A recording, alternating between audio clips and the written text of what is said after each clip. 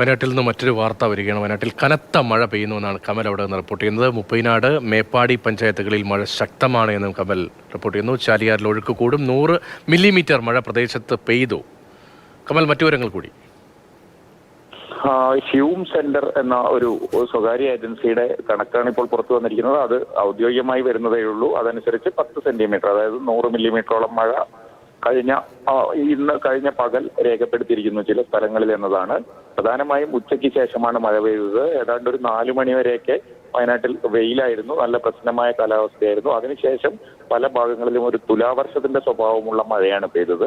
ഇടിവെട്ടി മഴ പെയ്യുന്ന അങ്ങനെ ഒറ്റപ്പെട്ട കനത്ത മഴ എന്ന രീതിയിലാണ് അത്. പക്ഷേ ഈ മുപ്പൈനാട്, മേപ്പാടി പഞ്ചായത്തുകളിൽ അത് ഏറെ നേരം നീണ്ടു നിന്നു. ഇപ്പോൾ ശമനമുണ്ട് എന്നാണ് നമുക്ക് അവിടെ നിന്ന് ലഭിക്കുന്ന വിവരം. പക്ഷേ കുറേ നേരം ശക്തമായ മഴ നീണ്ടു നിന്നു. അതിന്റെ ഒരു ഇമ്പാക്ട് ചാലിയാറിലാണ് ഉണ്ടാവുക. കാരണം നമുക്കറിയാം, ആ ഭാഗത്തെ വെള്ളം ചാലിയാറിലേക്കാണ് ഒഴുകുന്നത്, സൂചിപ്പാറ വെള്ളച്ചാട്ടം വഴിയും ചോലാടിപ്പുഴ വഴിയും ഒക്കെ. അതുകൊണ്ട് തന്നെ ചാലിയാർ പുഴയിൽ മലപ്പുറം ജില്ലയുടെ നിലമ്പൂർ, കൂട്ടുകല്ല് ഭാഗങ്ങളിലേക്ക് ശക്തമായ കുത്തൊഴുക്കിന് സാധ്യതയുണ്ട്. കമൽ, ഈ മുപ്പൈനാട്, മേപ്പാടി ഭാഗത്ത് ഇങ്ങനെ ശക്തമായ മഴ പെയ്യുകയാണെങ്കിൽ വെള്ളം ഉയരുന്ന അങ്ങനെയുള്ള പ്രദേശങ്ങളുണ്ടോ?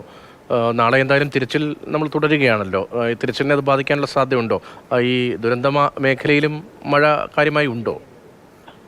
രതീഷ്, ദുരന്ത മേഖലയിൽ മഴയുണ്ട്. പക്ഷെ അതിന്റെ ഇമ്പാക്ട് കൂടുതൽ അനുഭവപ്പെടുക ഈ മലപ്പുറം ജില്ലയിലെ ഭാഗങ്ങളിലാണ്. കാരണം ചാലിയാറിലേക്ക് പെട്ടെന്ന് വെള്ളം ഒഴുകിയെത്താൻ സാധ്യതയുണ്ട്.